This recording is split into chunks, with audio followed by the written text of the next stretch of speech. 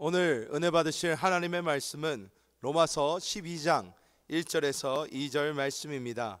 신약성경 256페이지입니다. 다 같이 합독하시겠습니다. 그러므로 형제들아, 내가 하나님의 모든 자비하심으로 너희를 권하노니 너희 몸을 하나님이 기뻐하시는 거룩한 산 제물로 드리라. 이는 너희가 드릴 영적 예배니라. 너희는 이 세대를 본받지 말고 오직 마음을 새롭게 함으로 변화를 받아 하나님의 선하시고 기뻐하시고 온전하신 뜻이 무엇인지 분별하도록 하라. 아멘.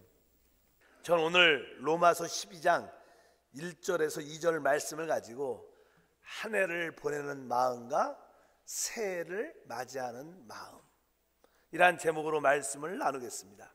오늘은 이 성탄절이고 또 한 해를 마무리하는 또 마지막 주일 예배입니다.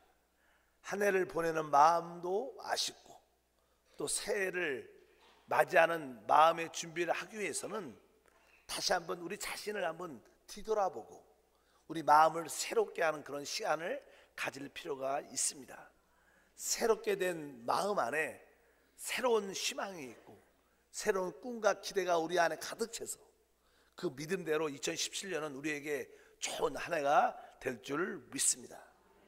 저는 오늘 한 해를 보내면서 또 새해를 맞이하면서 이 말씀을 준비하면서 한번 성탄을 기억하면서 이 말씀을 나누기로 원합니다. 오늘 알다시피 주님이 태어나신 날입니다. 성탄은 사실 성육신하신 아주 말씀이신 하나님이 이 땅에 육신으로 오신 놀라운 날인 줄 믿습니다.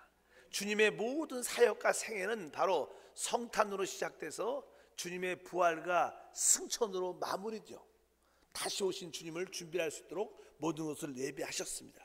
그래서 주님이 이 땅에서 행하신 모든 사역에 몇 가지 요소가 있는데, 일단은 그분이 이 땅에 성육신하셨다는 겁니다. 이 땅에 태어나셨고 그분은 이 땅에 우리처럼 적어도 33년 반이란 인생을 사셨습니다. 그리고 때가 되면 그분은 십자가에서 죽으셨고 3일 만에 부활하시고 이제 때가 돼서 승천하셔서 만왕의 왕 만주로 주로 모든 것을 역사하고 계시는 줄 믿습니다. 그러면 주님의 생애를 통해서 한번 어떻게 우리가 우리 지나가는 한 해를 뒤돌아보고 새해를 맞이할 것인가. 첫 번째로 우리 주 예수님의 이 땅에 성탄, 성육신 하신 것은 어떠한 의미가 있나? 사실 주님이 이 땅에 태어나신 것은 여러 가지 의미가 있지만 그것은 바로 우리 하나님의, 우리 예수 그리스도의 그 온유와 겸손을 의미한다고 말씀을 드릴 수 있습니다. 요한복음 1장 1절과 14절에 보면 태초에 말씀이 계시니라. 이 말씀이 하나님과 함께 계셨으니 이 말씀은 곧 하나님이시라. 말씀이 육신이 되어 우리 가운데 거하시며 우리가 그의 영광을 보니 아버지의 독생자의 영광이요 은혜와 진리가 충만하다. 바로 말씀이신 하나님이 이 땅에 육신을 입으셨다는 것은 놀라운 의미를 갖고 있습니다. 바로 하나님을 사람 안에 가지고 왔다는 뜻도 있고 이제 사람이 하나님께 갈 수 있다는 그런 길이 열렸다는 의미도 포함되어 있습니다. 더욱 중요한 것은 바로 하나님이 사람을 입으셨다는 것은 그분 안에서 우리는 참된 겸손과 온유를 볼 수 있습니다. 실제로 마태복음 11장 29절에 우리 주님은 이렇게 말씀하셨습니다. 나는 마음이 온유하고 겸손하니 나의 멍에를 메고 내게 배우라. 그리하면 너의 마음이 쉼을 얻으리니. 인생에서 가장 큰 축복 중에 하나는요, 마음의 안식, 쉼이 있는 겁니다. 우리가 젊었을 때는 앞에 있는 어떠한 세상적인 부귀와 명예와 이 모든 것을 취하려고 열정적으로 추구하고 달려가지만 생각보다 그 부귀와 명예와 세상의 쾌락들이 우리 가운데 쉽게 잡히지 않습니다. 나이가 들면서 달면서 인생이 그렇게 쉽지 않다는 것을 많이 느낍니다. 그리고 마음속 깊은 곳에 내가 이제 세상적인 지위와 명예보다는 내 마음에 참된 안식, 쉼이 있기를 원한다. 이러한 고백이 우리 모두에게 다 있습니다. 오늘 말씀해 보니까 너희 마음이 쉼을 얻는다. 여러분들 올해 한 해를 지나면서 마음속에 안식, 참된 쉼이 있었습니까? 만약에 우리에게 마음에 쉼이 없다는 것은 어떠한 의미를 말씀합니까? 사실 우리가 마음에 쉼을 얻으려면 오늘 주님께서 내게 배우라고 말씀하신 것처럼 바로 나는 마음이 온유하고 겸손하다. 우리 삶 가운데 온유와 겸손이 있다면 우리 마음의 쉼을 얻을 수 있어요. 바로 하나님이신 그분이 육신을 입고 있다는 것은 그분이 참 겸손의 의미를 갖고 있다는 것입니다.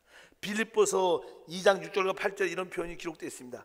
그는 근본 하나님의 본체시나 하나님과 동됨을 취할 것으로 여기지 아니하시고 오히려 자기를 비워 종의 형태를 가지사 사람들과 같이 되셨고 사람의 모양으로 나타나서 자기를 낮추시고 죽기까지 복종하셨으니 곧 십자가에 죽으십니다.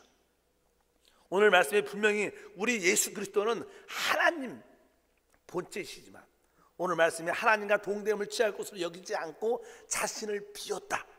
또 자신을 낮추시고 죽기까지 복종하셨다고 말씀합니다. 여기서 우리는 참된 겸손과 온유를 볼 수 있습니다. 우리 안에 참된 쉼이 있으려면 여러분에게 겸손과 온유가 있기를 축복합니다. 여러분, 그러면 겸손이 무엇인가? 겸손은 다른 것이 아니라 바로 자신을 높이 평가하지 않는 것을 말씀합니다.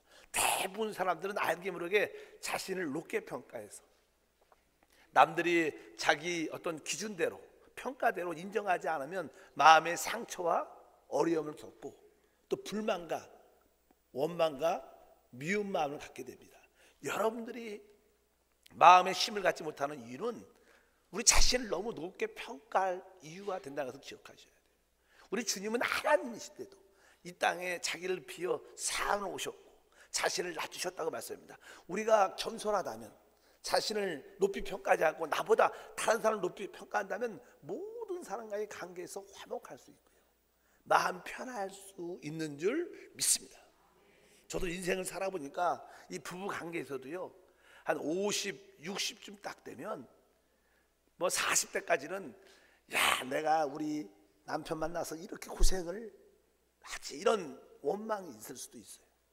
뭐 아는 남편도 마찬가지예요. 내가 우리 부인을 만나서 내가 진짜 힘들어 이런 생각을 쭉 하다가 이제 한 50, 60쯤 딱 되면요, 어느 순간에 철이 딱 들어서 참 우리 남편이 나 같은 남자 만나, 나 같은 여자 만나서 이렇게 고생을 하지. 그러면서 이게 남편이 좀 안쓰럽게 보이는 때가 있어요. 또 아내가 안쓰럽게 보일 때, 이것이 사실 어떻게 겸손을 갖게 되는 거예요. 내 자신을 높게 평가하지 않은 그런 마음을 갖게 주면 축복합니다. 온유라는 뜻은요, 보니까 온유라는 것은 자기 자신을 위해서 싸우지 않는 것을 의미합니다. 한번 따라할까요? 자기 자신을 위해서 싸우지 않는 것. 성경에 보면요, 이 땅에서 가장 온유한 사람 중에 한 사람이 모세였다고 하나님이 말씀하셨어요. 성경의 민수기 12장 3절을 보니까 이 사람 모세는 온유함이 지면의 모든 사람보다 더하더라. 그러니까 모세는 하나님 볼 때, 사람들이 볼 때 가장 온유한 사람으로 인정을 받게 됐어요. 사실 모세는 뭐 이스라엘의 지도자였죠. 뭐 지도자가 된다는 것은요, 그 바로 밑에 있는 많은 어떠한 다른 동일한 인도자들한테 많은 핍박과 반대와 어려움도 많이 갔습니다. 그래서 이 모세가 인도할 때는 다른 사람들이 당신만 지도자라, 우리도 당신을 이스라엘 백성을 이끌어갈 수 있다. 그리고 모세에게 원망과 불평, 그뿐 아니라 백성들도 모세에게 다 원망과 불평을 많이 했습니다. 사실 우리가 다른 사람들한테 원망과 불평과 시기와 질투를 받게 되면 우리도 화가 나죠. 분노가 납니다. 그래서 우리가 직접 그 사람들을 대적할 수가 있습니다.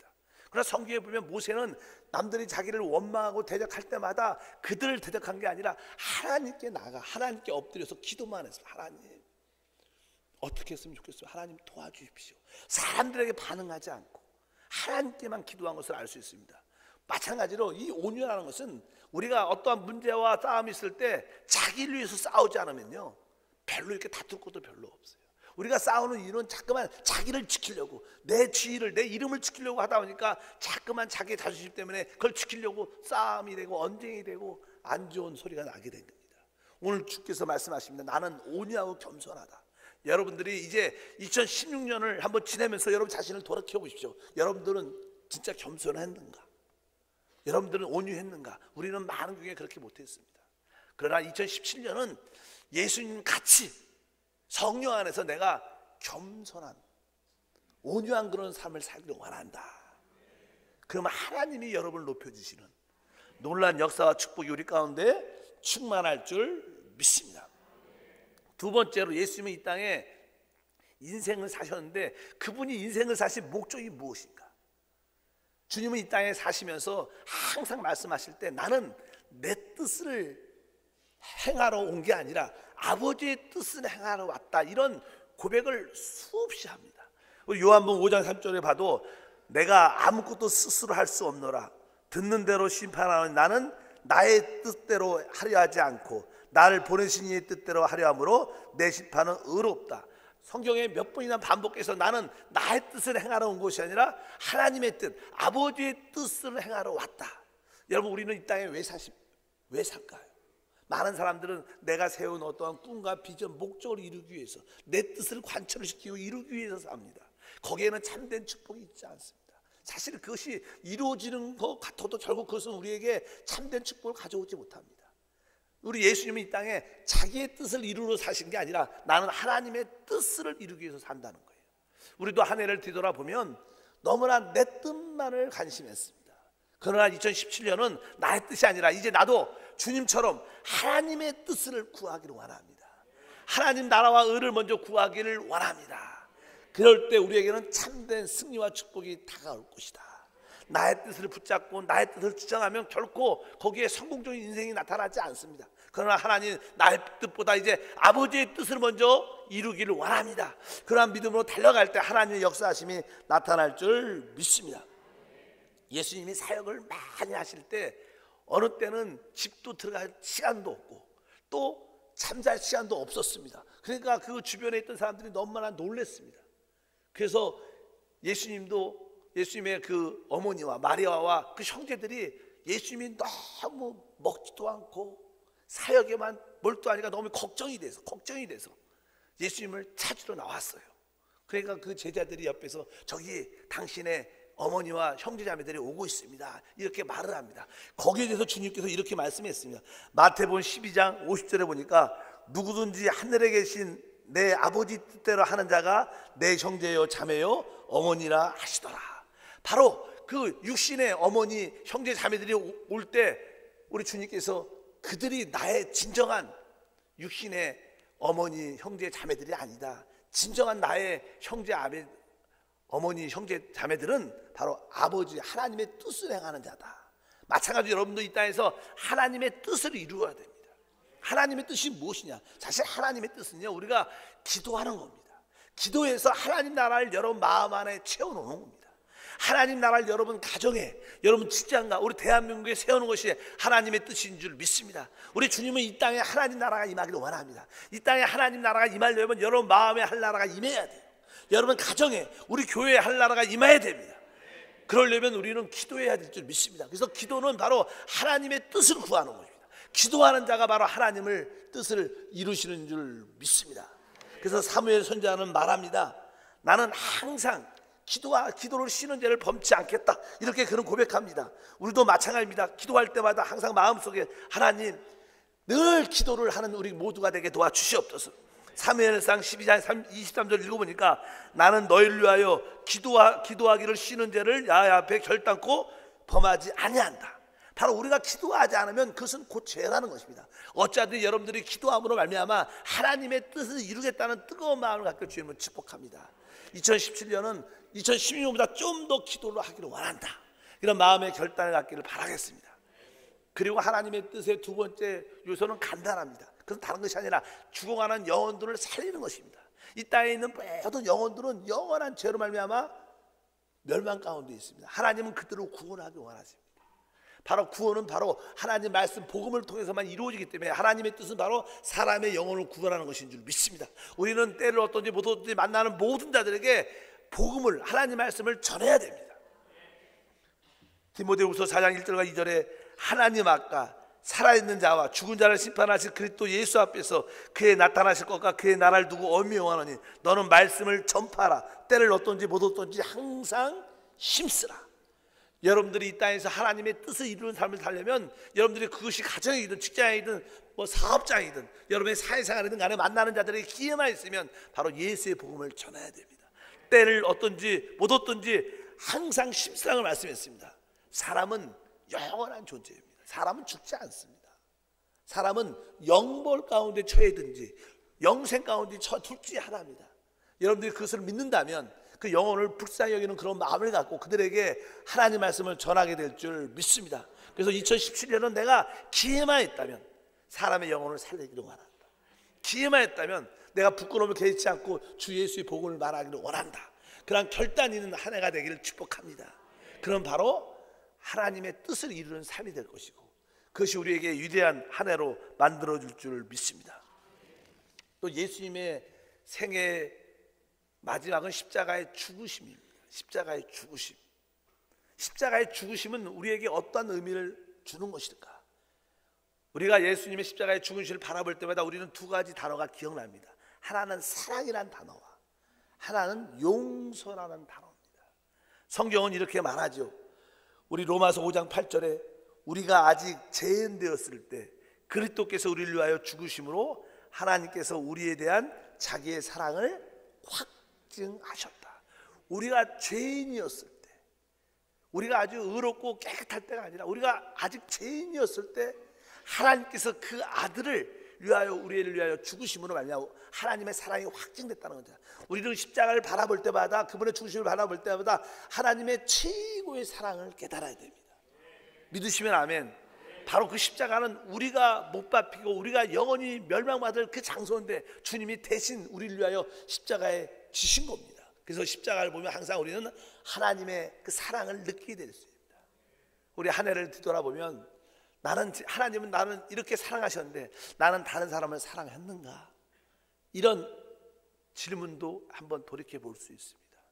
한 번쯤은 하나님 이제 올해는 내가 사랑하지 못했지만 내년에는 진짜 많은 사랑을 나누어주는 그런 삶이 되기를 원합니다.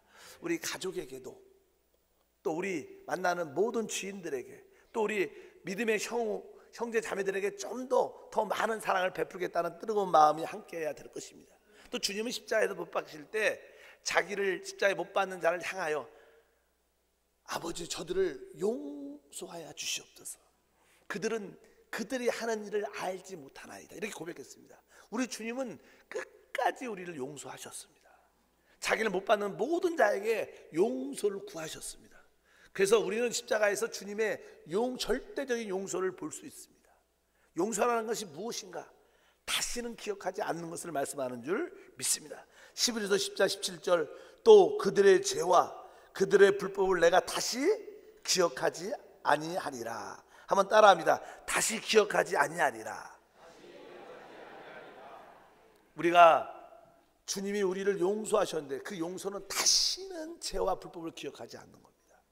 바로 우리도 역시 주님이 우리에게 주신 최고의 사랑과 절대적인 용서를 우리가 받았기 때문에 우리도 만나는 모든 자들에게 그렇게 사랑과 용서를 주는 우리 모두가 돼야 된다.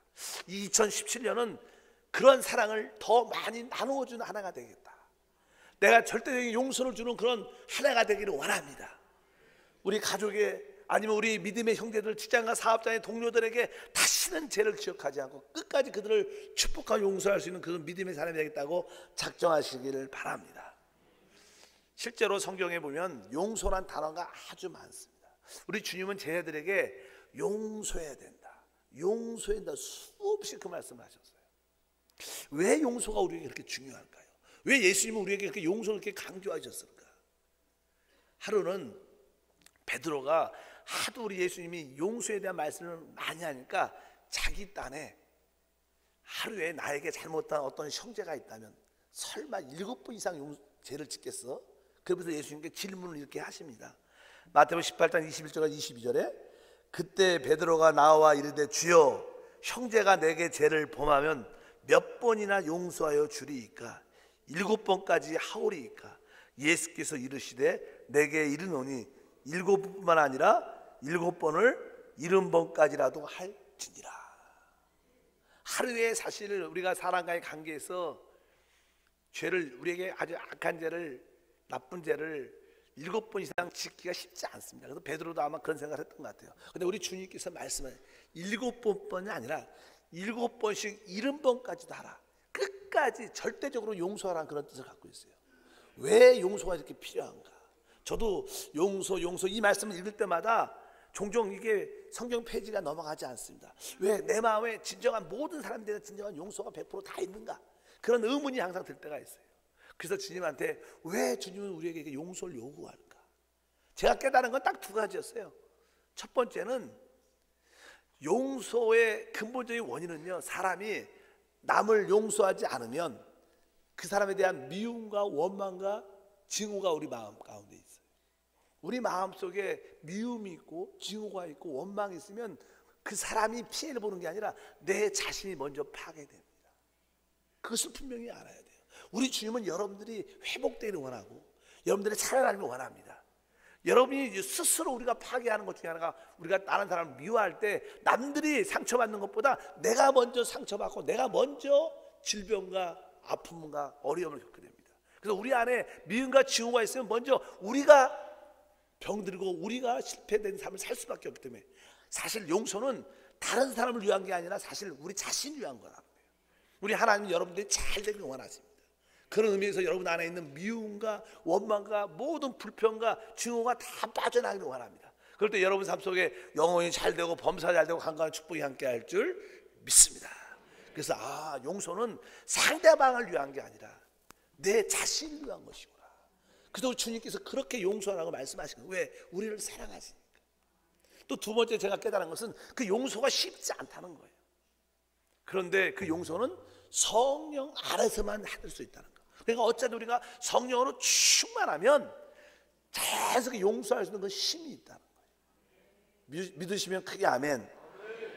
바로 우리 안에 있는 그 미움과 증오와 원망과 불평도 주님의 십자가를 받아들이면 바로 우리 원망과 미움과 불평과 증오도 같이 십자가에서 죽기 때문에 성령의 역사로 우리는 모든 사람을 용서할 수 있는 그런 은혜와 축복이 충만할 줄 믿습니다.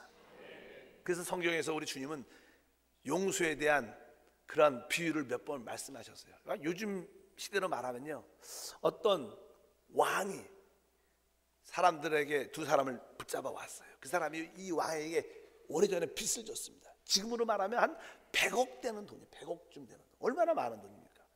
사람이 갚을 수 없죠. 그래서 그 왕이 2사람을 불러서 빨리 그 빚을 갚아라. 만약 갚지 않으면 너희 처자 자녀 모든 재산을 다 몰수해서 다 빼앗갖고 갚을 때까지 옥에 집어넣어서 다시는 못 나오게 할 거다. 갚을 때까지. 그렇게 말하니까 이 2사람이 갚을 수가 없는 거죠. 그래서 막 그 빚진 자가 그 왕에게 엎드려서 도와달라고, 용서해달라고, 탕감해달라고 그렇게 간절히 기도하고 부르짖으니까 너무나 탕감해달라고 부르짖으니까 왕이 불쌍해서 그래, 내가 용서해주겠다. 그러면서 그 빚을 탕감해 줬습니다. 그래서 아주 기뻐서 신나서 집을 가다가 전에 자기가 한 100만 원쯤 빌려준 친구를 만난 거예요. 너 잘됐다. 딱 그 사람을 딱 붙잡고, 너 왜 작년에 가졌던 빚을 갚지 않아? 빨리 갚아. 안 갚으면 집안에 있는 물건 갖고 와서 내가 다 몰수할 거야. 그러면서 진짜로 집안에 있는 가정에 있는 제품들을 몰수해갖고 주지 않는 그 사실을 왕의 신하가 봤어요. 그래서 왕에게 고발을 했어요. 그 왕이 그 사람을 데리고 와라. 그러면서 말씀하는 거예요. 내가 너한테 뭐 100억이라는 돈을 탕감해 줬는데 너한테 100만 원 정도 빚진 자를 용서하지 못했느냐? 이제 너는 그 100억을 다시 갚을 때까지 다시는 너는 이 감옥에서 나오지 못할 것이다. 그런 이야기를 하면서 주님께서 우리에게 네가 다른 사람을 다 용서해야 된다는 거예요. 우리 주님은 우리에게 100억 이상 되는 모든 빚을 탕감해 주셨습니다. 우리에게 서로 빚지고 시험 들고 상처받은 것은 어떻게 보면 작은 돈 액수밖에 안 되는 거예요. 그것을 가감에게 용서하십시오. 가감에게 그들에게 은혜를 베푸시기 바랍니다. 그럼 하나님은 더 큰 상급을 우리에게 더하실 줄 믿습니다. 그래서 우리가 다시 한번 주님의 십자가를 바라볼 때마다 주님의 그 가장 최고의 사랑도 기억을 해야 되고, 또 절대적인 그분에게 용서가 있구나. 내가 이제 2017년은 만나는 모든 자들에게 이러한 사랑을 공급하기를 원한다. 어떤 상황이 되도 내가 그들을 절대적으로 용서하는 사람이 되기를 원한다. 이렇게 여러분들이 마음을 갖게 되면 사실 하나님의 축복은요, 우리 마음이 준비가 되면 축복이 따라오게 되어 있습니다. 우리가 축복을 따라가고 환경에서 축복이 오는 게 아니라 여러분 마음이 축복된 마음이 되면 축복이 여러분을 따라와서 여러분의 필요를 다 채우는 역사가 나타날 줄 믿습니다.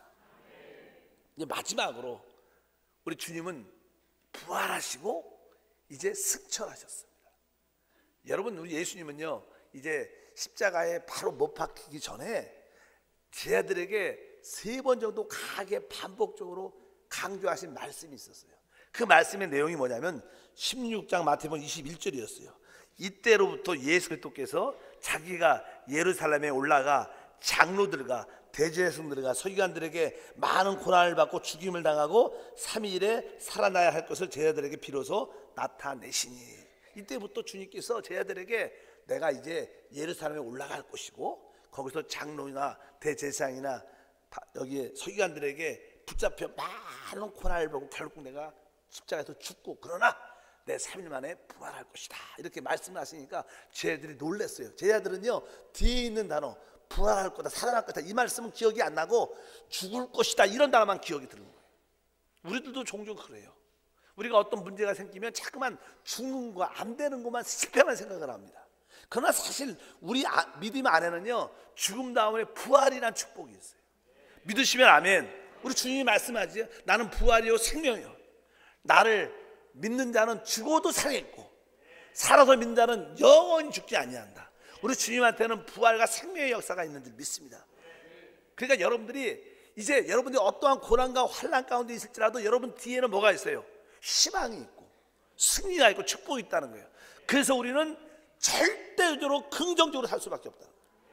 그래서 우리가 부활과 예수님의 부활과 승천을 통해서 우리가 한 가지 깨달아야 할 것은, 나에게는 절대적인 긍정이 있고 절대적인 희망이 있다. 이것을 분명히 여러분들 깨달아야 된다는 거예요. 포기하면 안 됩니다. 여러분이 지금 죽을 것 같고 소망이 없는 것처럼 보이지만 여러분들의 참된 믿음이 있다면, 부활과 승천을 이해한다면, 맞아, 나는 절대적인 긍정을 가지고 있다, 나에겐 절대적인 희망이 있다, 나는 결국 승리한다. 그것이 참된 믿음의 역사인 줄 믿습니다.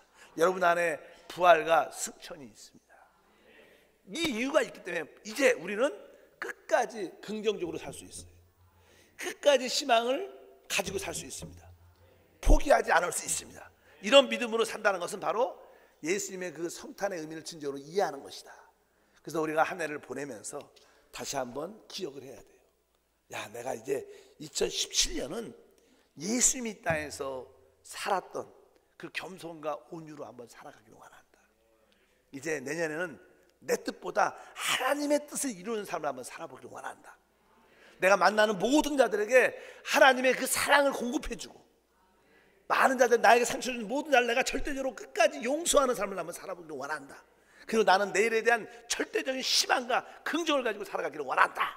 이런 믿음을 갖고 달려가면 2017년은 아름다운 하나가 될 거예요. 어쩌면 여러분들이 하늘 보좌에서 하나님 영광을 누리는 최고의 축복도 누리게 될 줄 믿습니다. 이제 오늘이 마지막 주일로 보냅니다. 이제 여러분들이 어떻게 마음을 준비하느냐에 따라서 내년에 결과가 나타날 수 있습니다. 올해 우리 부족한 것이 다 많았죠. 이제 회개하고 돌이키고 이제 다 주님 앞에 내려놓고 이제 앞에 있는 2017년한 새로운 목표를 향해서 달려가야 될 것입니다. 그럴 때 하나님이 그 믿음 안에 큰 복을 더하실 줄 믿습니다. 2017년은 여러분에게 최고의 쉼이 있는 한 해, 2017년은 여러분 삶 속에 하나님의 뜻이 이루어지는 한 해, 2017년은 가장 사랑도 많이 하고 가장 용서도 많이 했던 한 해, 또 2017년 내가 가장 희망을 가지고 가장 긍정적으로 살았던 한 해, 그것으로 기억되기를 오늘 주님으로 축복합니다. 기도하겠습니다. 하나님 아버지 감사합니다. 오늘 성탄절을 맞이하여 주님의 이 땅에 성육신하시고 또 인생을 사시고 십자가에서 죽으시고 부활과 승천하신 주님을 다시 한번 바라보며 주님을 기념하고 기억합니다. 주님이 이 땅에서 행하셨던 모든 일들을 믿음으로 우리의 것으로 받아들입니다. 주님이 살아갔던 그 길을 우리도 겸손과 온유를 갖게 하시고 하나님의 뜻을 이루는 삶이 되게 도와주시고, 끝까지 사랑하고 끝까지 용서하는 삶이 되게 도와주시고, 다시 오실 주님으로 인하여 절대적으로 긍정의 마음으로, 절대로 희망으로 끝까지 살 수 있도록 복을 내려 주시옵소서. 예수 이름으로 기도함나이다. 아멘.